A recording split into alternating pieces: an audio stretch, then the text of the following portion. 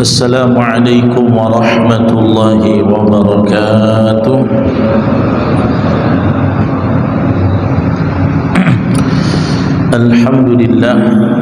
Alhamdulillahilladzi hadana lihadza wa ma kunna linahtadiya laula an hadanallah. Asyhadu an la ilaha illallah wa asyhadu anna Muhammadar Rasulullah. Allahumma salli wa sallim wa barik ala nabiyyina Muhammadin wa ala alihi wa ashabihi ajma'in, amma ba'd. Hadirin jamaah sekalian, alhamdulillah, bersyukur kepada Allah Subhanahu wa taala. Dalam hari ini kita bisa melanjutkan lagi. Silakan dibuka surat An-Nisa 171 sampai 173.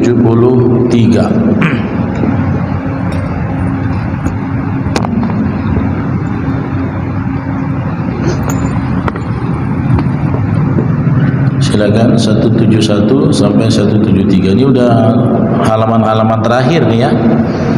Mau habis kita An-Nisa insyaallah.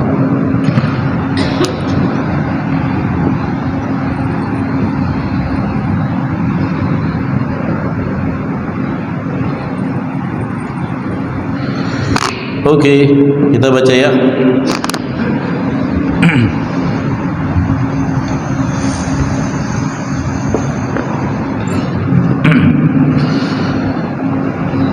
A'udzu billahi minasy syaithanir rajim.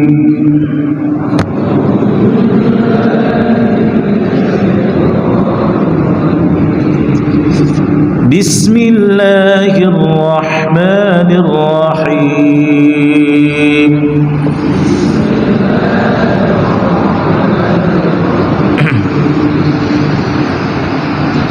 Ya ahlal kitab la taghlu fi dinikum wa la taqulu 'ala Allahi illa al-haqq.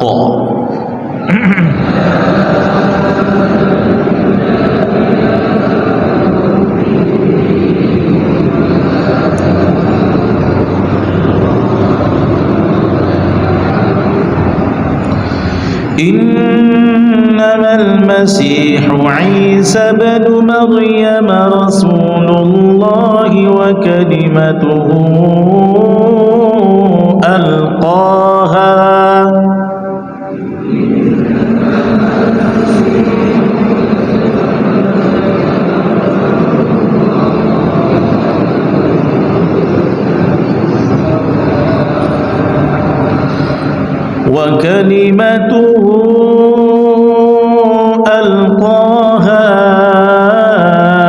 إلى مريم وروح منه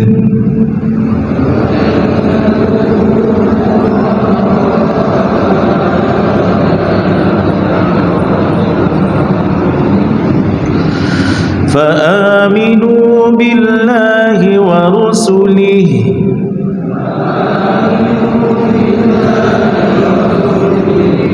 ولا تقولوا ثلاثة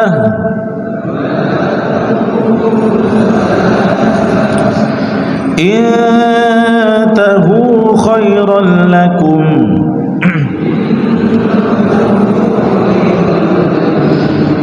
إنما الله إله واحد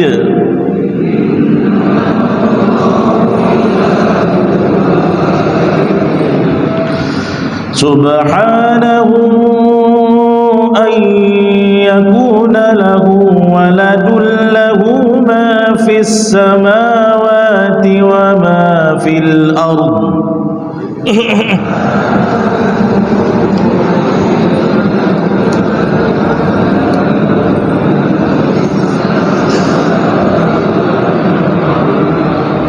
وكفى بالله وكيلا.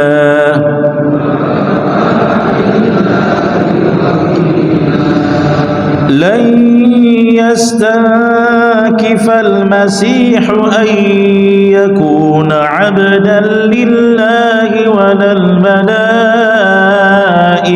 المقربون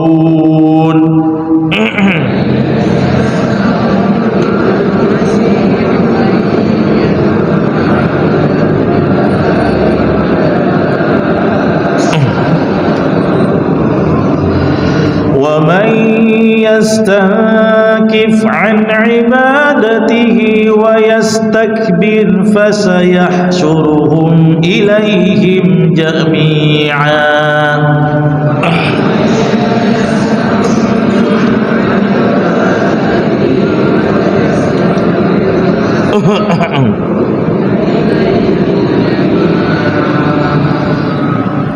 فأما الذين آمنوا وعملوا الصالحات فيوفيهم أجورهم ويزيدهم من فضله.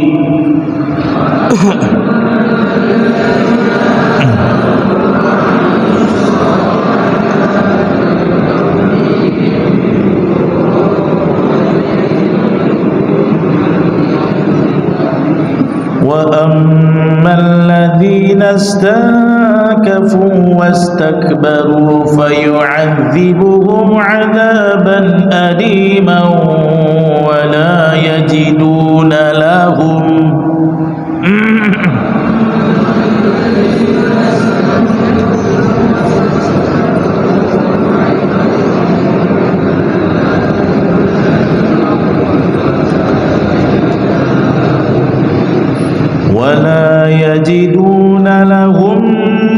من دون الله وليا ولا نصيرا.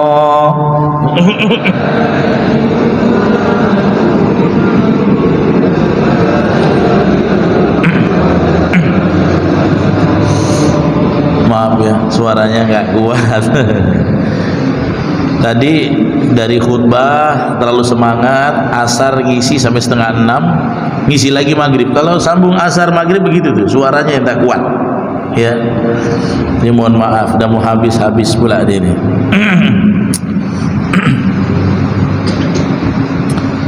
Baik. Ayat 171. Kita pelan-pelan aja ya. Ya ahlal kitabi, wahai sekalian ahli kitab,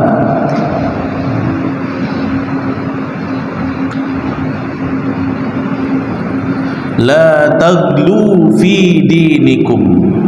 Ya, sebentar. Janganlah kalian berlebihan dalam agama kalian. Taglu dari kata gulu, berlebihan, melewati batas, ya.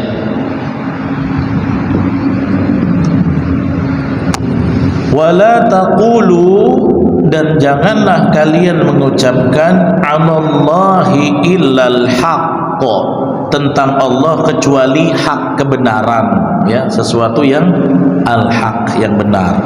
Jadi bicara tentang Tuhan, tentang Allah, jangan bicara yang macam-macam. Ini tentang orang yang berbicara tentang Allah itu ada 3 unsur. Trinitas ini sebenarnya, berbicara tentang Trinitas, ya. Bahwasanya Isa itu unsur dari Allah, anak Tuhan, gitu ya. Nah, itu yang disebut dalam ayat ini. Kemudian firman-Nya, innamal masihu Isa bin Maryam, sesungguhnya al-Masih Isa ibnu Maryam, Nabi Isa bin Maryam itu Rasulullah, ya, adalah utusan Allah, ditegaskan oleh Allah nih. Nabi Isa itu Rasul, the messenger, ya, the messenger of God, ya, tapi bukan sebagai God-nya Allah. Nabi Isa itu bukan Tuhan, tetapi utusan Tuhan. Ini jelas kalimatnya nih. Wa kalimatuhu alqaha, ya, dan kalimatnya, ya, alqaha, yang disampaikannya kepada Maryam, ya, maksudnya kalimat Allah, ketetapan Allah, ya. Wa ruhum minhu, dan ruh dari sisinya, ya. Wa ruhum minhu, dengan tiupan ruh darinya. Ini tentang, nanti kita bahas tafsirnya. Kronologis Allah menciptakan Nabi Isa tanpa ada genetik ayah. Jadi ditiupkan oleh ruhum min. Ar-ruh inilah yang disebut Ruhul Kudus. Ya, Ruhul Kudus. Padahal yang dimaksud adalah Jibril yang diperintahkan Allah untuk meniupkan di rahimnya Maryam, ya, di rahimnya Maryam. Fa'aminu billah, maka berimanlah kalian kepada Allah wa rusulihi, dan rasul-rasulnya. Ya, ingat di Quran kalau katanya rusul pakai u itu artinya jamak, banyak, semua rasul.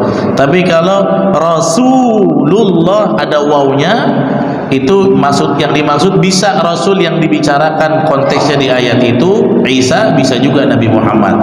Ya, jadi kalau rasul itu satu orang, tapi kalau rusul pendek itu jamak. Ya, maka perintah Allah di ayat ini, kita diperintahkan berimanlah kalian kepada Allah dan rasul-rasulnya. Nggak boleh milih, ya, nggak boleh milih. Saya pengen iman sama rasul ini aja, nanti kayak Yahudi kita. Saya maunya yang ini aja, seleranya. Ya, ingat, mengamalkan agama itu tidak bisa ikut selera, sama kayak milih pemimpin. Ya, milih pemimpin tuh nggak bisa ikut selera. Kalau selera asina orang kampung kita masing-masing, ya kan? Nggak bisa. Saya seleranya enggak. Milih pemimpin tuh kalau ingin pemimpin yang adil, ingin coblosnya nanti dihisap selamat, sesuaikan dengan selera syariat, bukan selera saya. Ya, apalagi menentukan pemimpin berdasarkan selera karena diberi apa. Nah, nggak bakalan pemimpin adil terwujud. Mimpi. Kalau kita masih korup milih pemimpin, pragmatis, deal-dealan pakai uang, pemimpin yang adil tidak akan pernah hadir di muka bumi, di lingkungan kita. Tapi kalau kita ikut selera kita adalah arahan dari Al-Quran dan hadis, insya Allah. Maka mengimani Rasul juga gitu, nggak bisa selera-seleraan. Kalau selera-seleraan seperti orang Nasoro. Orang Nasoro itu beriman dengan seluruh nabi kecuali Nabi Muhammad. Loh, seleranya kami maunya sampai sini aja, sampai Isa. Ya nggak bisa. Fa'aminu billahi wa rusulihi. Kita diperintahkan Allah beriman kepada Allah dan segenap rasulnya tanpa terkecuali.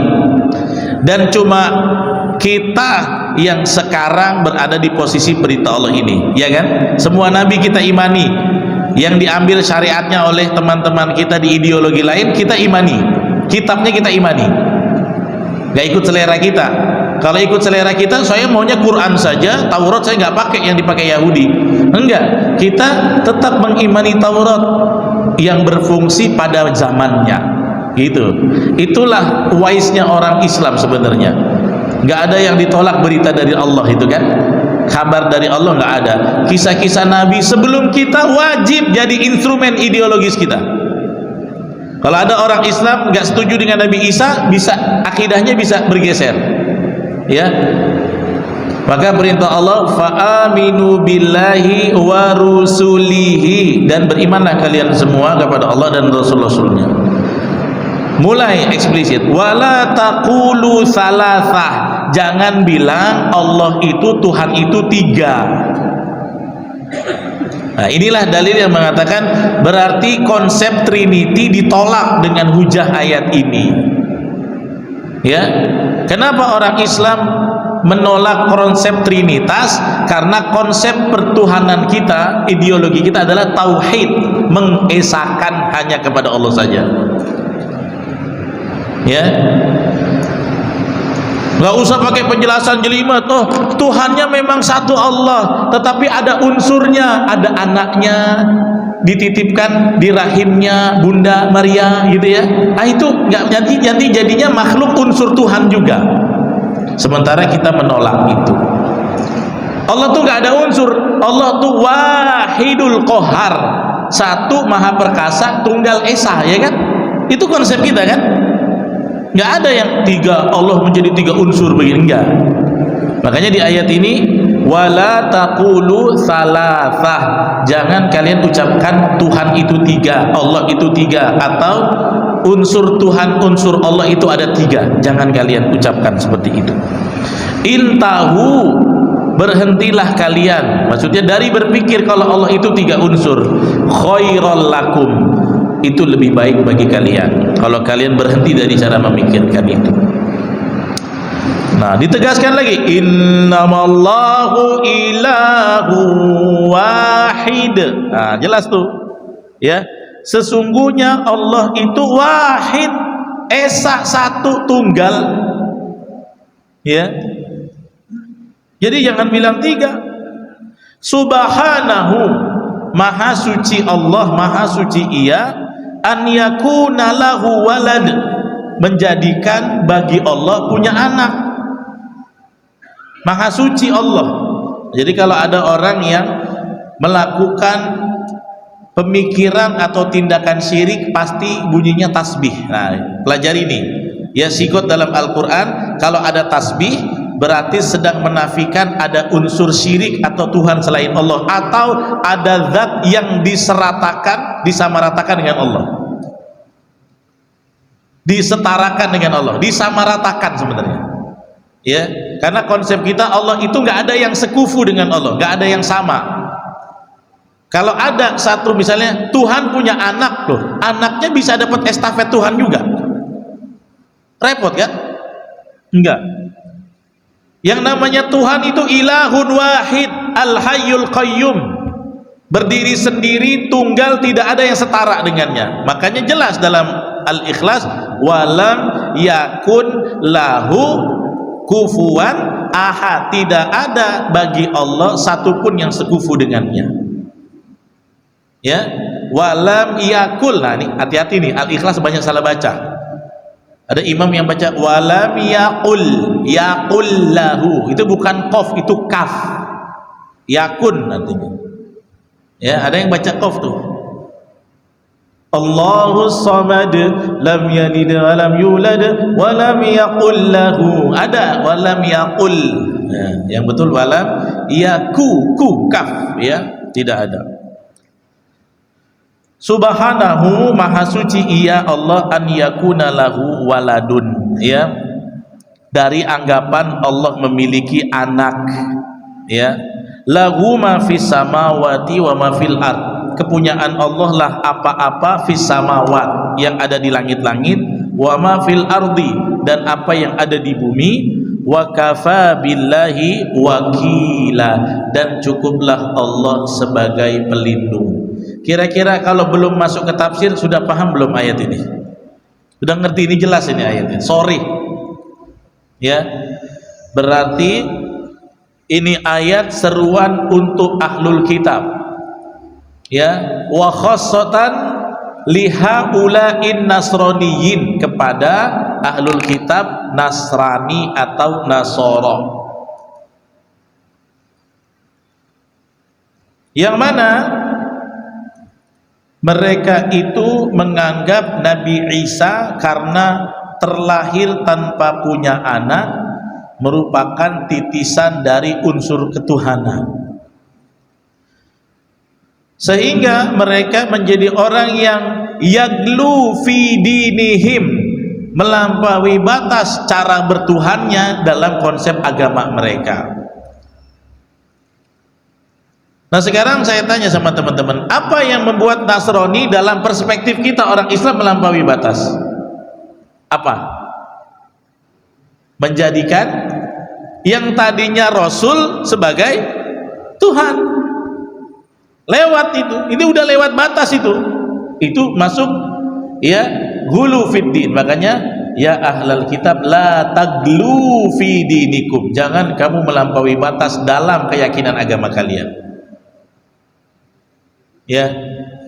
Oh, nanti mereka pakai retorika, hati-hati teman-teman, di TikTok itu banyak pemurtadan loh ya, banyak pemurtadan di TikTok ya. Nanti dia bikin konsepnya seolah-olah ada diskusi membahas tentang Tuhan Allah ya, kemudian nanti ada orang yang pesertanya berdebat, tiba-tiba masuk ikut agama dia, padahal tuh orang dia, jemaatnya dia, disetting Ya, nggak usah. Di TikTok banyak itu saya lihat. Saya sering nonton itu.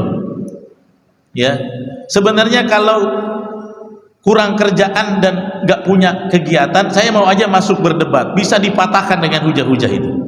Cuman lebih banyak urusan yang lain. Makanya belum tentu manfaatnya, karena dia sudah bulat begitu. Misionaris banyak di TikTok. Begitu juga banyak juga teman-teman mujahid Islam di TikTok yang justru dia diskusi begini begitu. Ada orang yang masuk akun dari pemurtadan itu kurang kuat hujahnya, cuma debat-debat gitu aja, nggak pakai baju pula tuh. Jadi kalau kira-kira tidak punya hujah yang kuat, mendingan nggak usah, mendingan belajar Quran, hafalin Quran tuh yang banyak belum hafal lagi. Ya, tapi hati-hati, ini konsepnya begitu. Nah, mereka dengan kemasan retorika nanti menyebutkan teorinya tentang Allah seolah-olah itu seperti yang dia mau. Padahal itu melintir. Makanya di ayat ini kata Allah apa? La taglu fi dinikum, wahai orang Nasrani alul kitab, jangan berlebihan melampaui dalam agama kalian. Wala taqulu 'alallahi illal haqq, jangan kamu bicara tentang Allah kecuali kebenaran. Apa contohnya mereka bicara tidak kebenaran? Ya, Allah itu unsurnya begini, ini juga begitu, ini penembus Tuhan, perintah dari Allah. Itu retorika, argumentasi yang mereka gunakan untuk mendeskripsikan Allah dengan salah. Jadi dia mendeskripsikan Allah dengan cara yang salah. Dalam ayat ini jangan, kebenaran. Jawaban dari ini apa? Ya, munasabahnya di ayat ini, ya di bawahnya itu. Innama huwallahu ilahun wahid. Allah itu cuma Tuhan yang satu, nggak ada unsur yang lain. Ya, nah itu. Innamal masihu Isa bin Maryam Rasulullah. Sesungguhnya Al-Masih Isa bin Maryam itu Rasulullah. Nah, kita lihat di tafsir, ya. Dalam tafsir As-Sa'di dikatakan yanha ta'ala ahlul kitab, Allah melarang para ahlul kitab itu anil gulu fid din, dari melampaui batasnya cara beragama mereka, ya. Wa huwa mujawazatul haddi wal qadar al masyru' ila ma laysa bi masyru'. Mereka itu menetapkan satu ketetapan yang seolah-olah itu syariat agama padahal tidak sesuai syariat. Seperti tadi unsur ketuhanan tadi, konsep Tuhan itu ada 3 begini. Itu dia menetapkan sesuatu yang enggak ada dalil syariatnya, dia buat itu jadi syariat. Enggak kuat lagi nih kayaknya. Ya, wadzalika kaqaulin nasara fi guluwihim.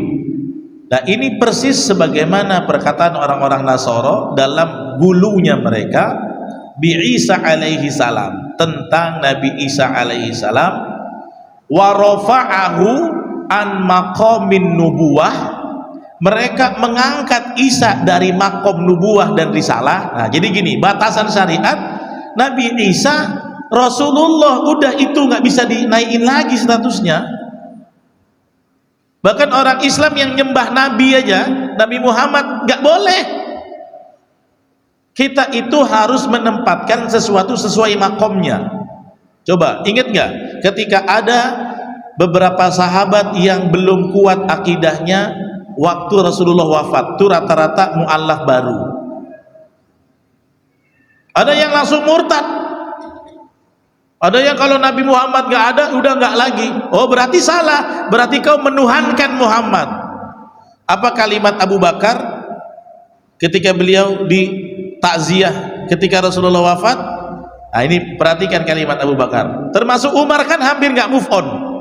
Man qala Muhammad mata sa'adribu unuqihi, siapa yang bilang Nabi Muhammad mati, aku penggal lehernya. Loh, ya Nabi Muhammad kan makomnya Rasul yang basar, manusia, pasti hidup, pasti mati, nggak boleh lewat dari situ, nggak boleh dinaikkan makomnya. Kalau yang nggak pernah mati ya Rob.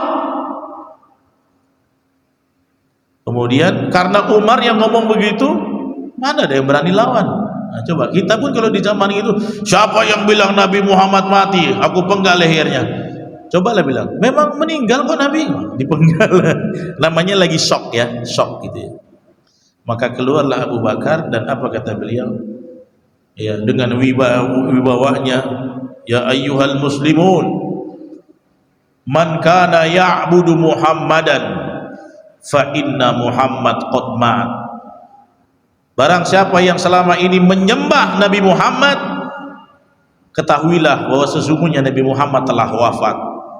Wa man kana ya'budullah fa innallaha hayyun la yamut. Siapa yang menyembah Allah, maka Allah adalah zat yang maha hidup, tidak akan pernah mati. Tugas kita bukan menuhankan Nabi Muhammad, tetapi mengikuti syariat Nabi Muhammad untuk menuhankan Allah. Lihat kalimatnya Abu Bakar. Ternyata di era sahabat saja masih ada probability orang yang bisa salah, ya, bisa hampir gulu kan, hampir gulu jadinya menuhankan Nabi. Tapi itulah kepiawaian, kekuatan tauhid, ketegasan Abu Bakar yang bukan pakai teriak-teriak, cuma tegas. Tapi sekelas Umar pun akhirnya nangis menerima. Umar harus terima Nabi Muhammad telah wafat karena beliau adalah manusia dan makomnya tidak bisa ditinggikan dari itu. Harus move on. Ya namanya Nabi pasti ada hidup, ada matinya, diambil limitnya selesai. Terus gimana kita beragama? Sudahnya, itulah warisannya. Itu yang kita lestarikan sampai detik ini. Nabi tidak ada, tapi sunnah Nabi tidak akan pernah pudar sampai hari kiamat nanti. Dan antum kalau mau selamat, ya itu jalannya sunnah Nabi. Ya, gak ada jalan keselamatan kecuali kita mengikuti warisan sunnah Nabi, ikut jalannya Nabi itu. Ya, makanya di sini disebutkan di tafsir As-Sa'di, gulunya orang Nasrani ya tentang Isa, ya, mereka warafa'ahu an maqamin nubuwah war risalah. Mereka menempatkan Isa dari makom nubuwah atau risalah. Nubuwah risalah sama ya, kenabian, ya. Fi guluwihim ya ila maqamil rububiyah. Yang tadinya Nabi Isa makomnya sebagai rasul dan utusan, risalah dan nubuah, diletakkan sebagai rububiyah, sebagai ketuhanan. Akhirnya penyembahan, penembusan dosa melalui Isa. Gak bisa. Nabi Muhammad gak pernah bilang gak, nanti kalau kau mau taubat mintanya ke saya. Gak pernah kan? Gak pernah. Nabi Muhammad suruhnya istaghfiru rabbakum, istighfarnya kepada Rabb kalian, bukan sama aku. Tapi kalau kalian minta aku doakan, ya Allah ampuni dia, bisa. Itu kita tetap on the track, ya, menempatkan Nabi Muhammad, Nabi Isa ala maqamin nubuwah war risalah. Itu. Sementara gulunya mereka menempatkan ila maqamir rububiyah, menempatkan Rasul itu dalam makom ketuhanan, unsur-unsur ketuhanan. Alladzi la yaliku bi ghairillah, yang mana sebenarnya ya makom ketuhanan itu enggak ada yang boleh disematkan, mampir disetarakan aja enggak boleh kecuali Allah. Ya. Kenapa? Fakuma anna taksir wa tafrid minal munahiyat. Karena apa? Kekurangan ya adalah sesuatu yang tidak mungkin bagi Rob. Sementara yang namanya Rasul pasti tetap punya kekurangan. Kekurangannya apa? Rasul nggak bisa hidup selamanya, ya itu makomnya segitu. Sementara Allah kan nggak ada titik batas, maha hidup, nggak akan pernah mati, nggak ada batas. Yang lain, para nabi, para rasul limited, masih ada batasan. Tapi kalau Allah itu unsurnya unlimited, tidak terhingga, gak ada yang menciptakan, hidup gak akan pernah wafat, gak akan pernah mati, ya. Nah itu. Kemudian kalimat wala taqulu 'alallahi illal haq, jangan kamu mengatakan tentang Allah kecuali kebenaran, ya. Nah ini ada 3. Ya, yang pertama adalah orang Nasrani wal qaulu bila ilmin fi asma'ihi wa sifatihi wa af'alihi wa syar'i wa rusulihi. Kesalahan mereka yang pertama adalah mereka mengatakan tentang Allah tanpa ilmu. Tentang apa? Sifat-sifat Allah, tentang nama-nama Allah, tentang af'al Allah, ya, keuluhiyahannya, tentang syariatnya, dan tentang rasul-rasulnya. Yang kedua, wa qaulul kadzib min alsinatihim, kedustaan dari lisan-lisan mereka yang melakukan tahrif, perubahan redaksi kitab suci, mengarahkan supaya manusia mempertuhankan Isa. Ya.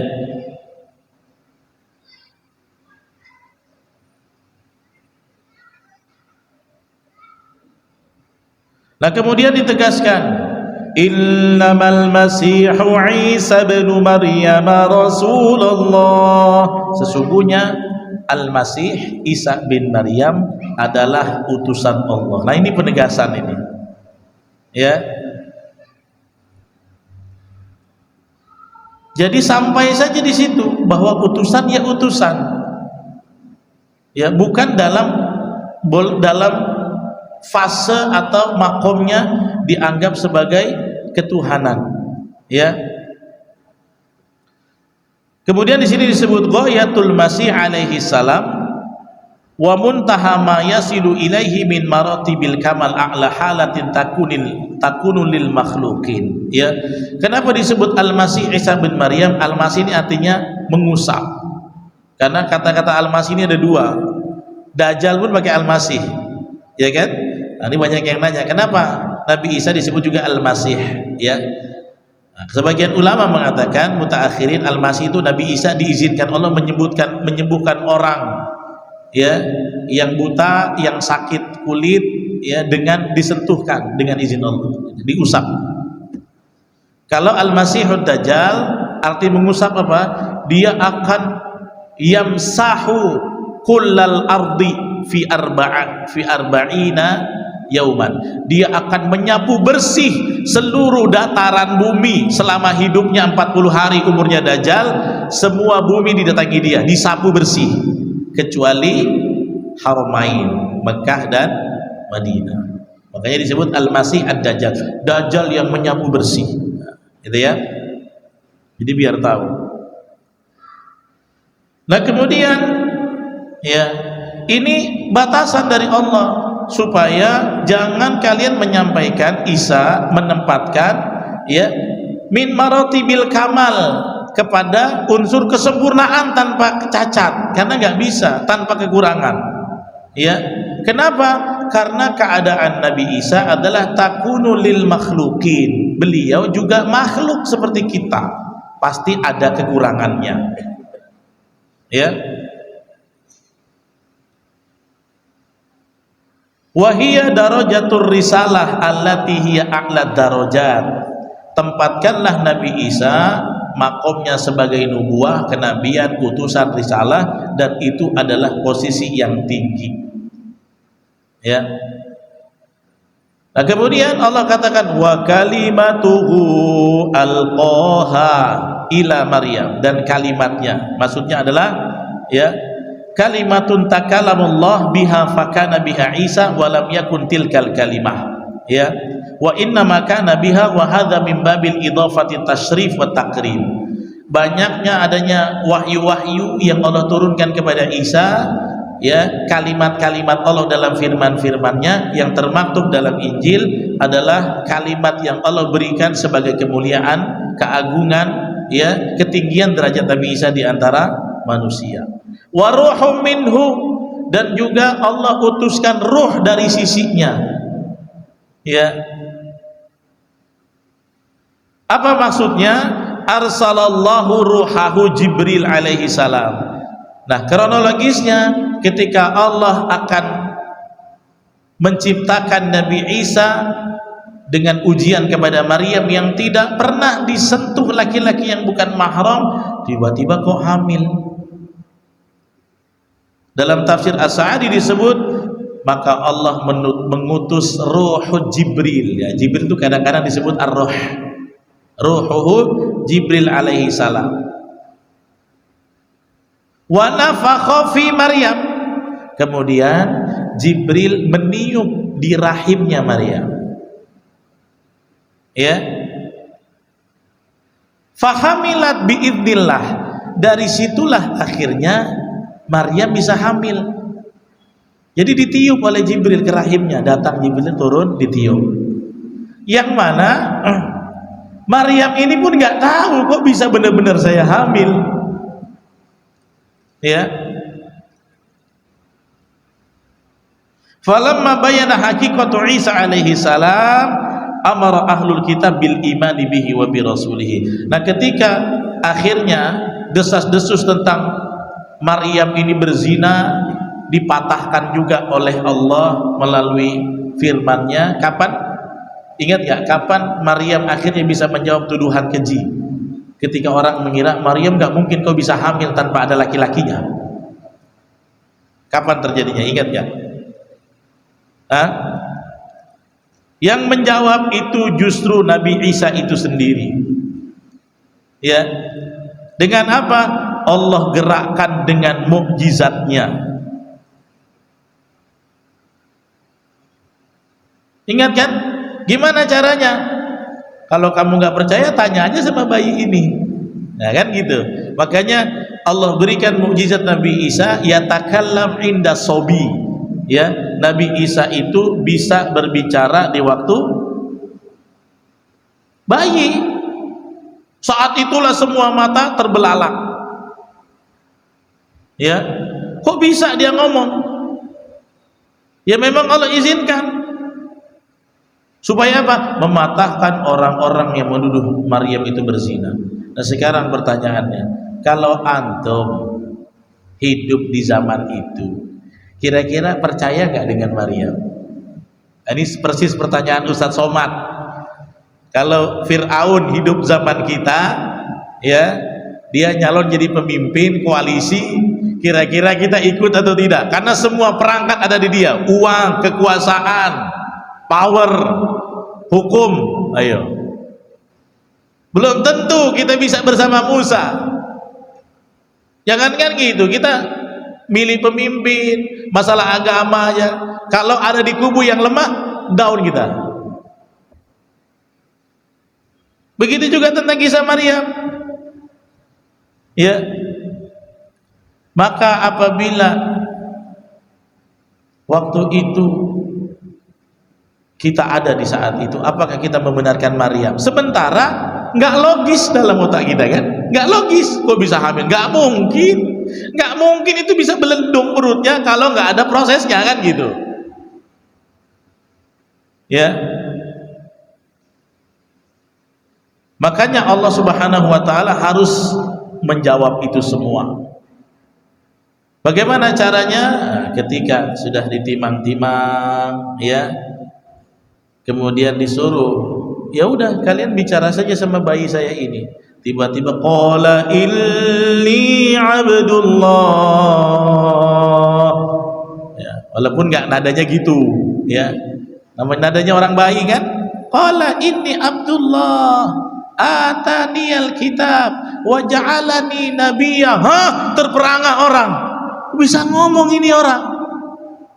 Aku adalah hamba Allah, aku diberikan kitab, wa ja'alani nabiyya, dan aku dijadikan seorang nabi. Maka semua yang menuduh Maryam patah semua. Nah, mukjizat inilah yang jadi sebab Nasara melampaui batas, ya. Makanya kalau menganggap mukjizat itu Tuhan, bahaya. Nanti Dajjal banyak disembah karena dia punya mukjizat dengan izin Allah kan. Kemarin kita bahas, Dajjal bisa turunkan hujan, bisa hidupkan mayat, ya kan? Makanya kalau nggak punya ilmu, terjebak kita. Gitu.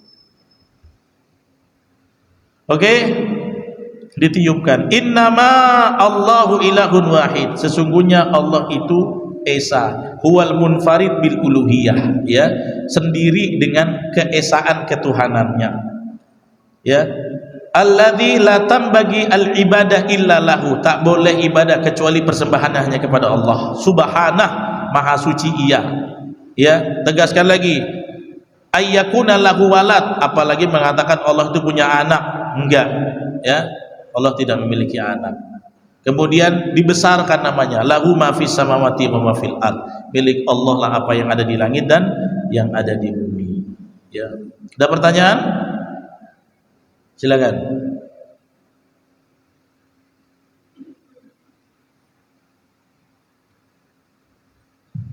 Assalamualaikum warahmatullahi wabarakatuh. Waalaikumsalam. Penyebutan Nabi Isa alaihissalam itu adalah Isa bin Maryam. Kenapa kok tidak Isa bin Maryam? Assalamualaikum warahmatullahi wabarakatuh. Ya, waalaikumsalam. Ya, karena memang tidak ada ayah. Ya, ini khusus ya, karena tidak ada ayah. Kalau pakai binti itu yang lahir dalam keadaan normal biologisnya. Itu. Makanya ini jadi dalil yang mengatakan boleh enggak kalau dia ada seorang ibu mengandung anak, ayahnya enggak ada, enggak jelas, boleh menisbahkan kepada nama ibunya, boleh. Ya, berdasarkan dalil ini Isa ibn Maryam. Ya, ada lagi? Fadhal. Tuh ada mic-nya, dioper-oper aja, oper. Dah, cukup? Berapa menit lagi?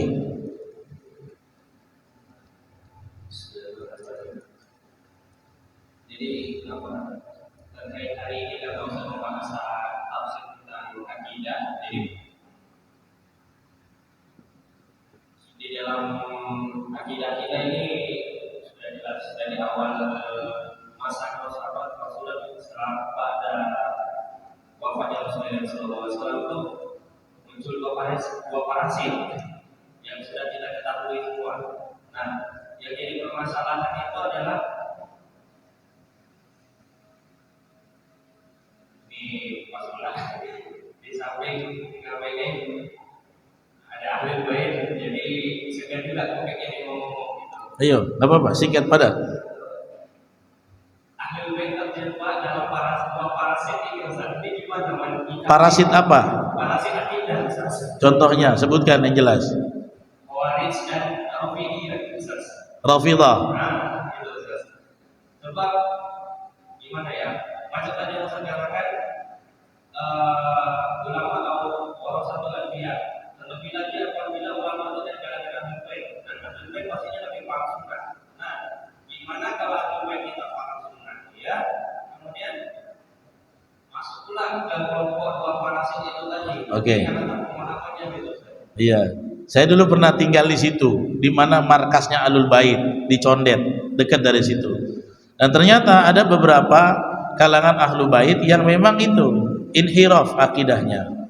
Nah, biasanya karena kurang penguatan, ya, takwiyatu bisunnatin nabawiyah. Dia memang nasab Ahlul Baitnya kuat, tetapi ya jaringan dengan keulamaannya kurang, sehingga pondasi keilmuannya kurang.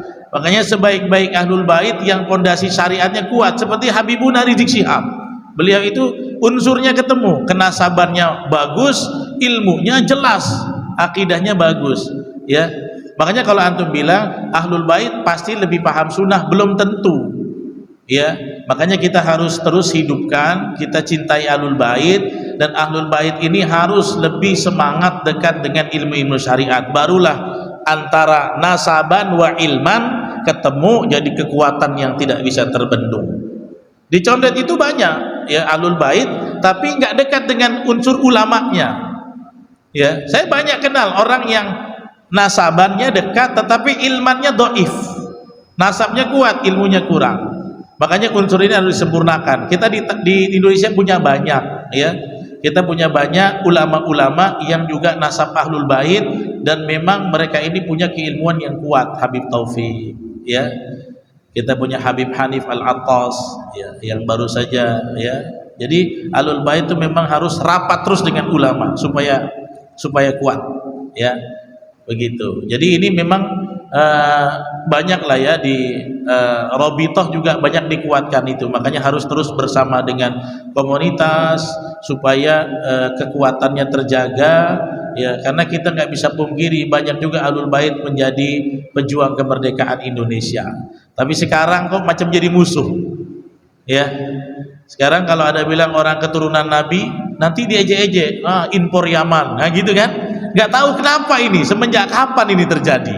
Kayaknya baru 5-10 tahun belakangan deh. Dulu enggak ya. Dulu kalau membicarakan tentang keturunan Rasulullah itu bagus-bagus aja. Sekarang ya semenjak turun gunung mempengaruhi politik Indonesia, akhirnya mulai muncul-muncul sampai ada orang yang buat tesis menggugat nasab yang tesisnya itu prematur, ya kan, tidak bisa dipertanggungjawabkan.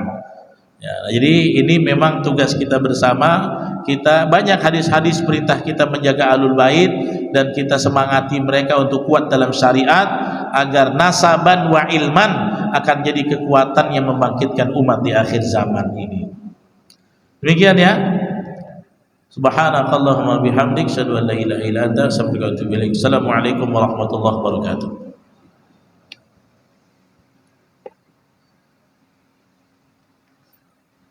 Jar, ini pakai model lain gimana tadi? Iya. Cuman noise reduction-nya nggak difungsiin. Iya.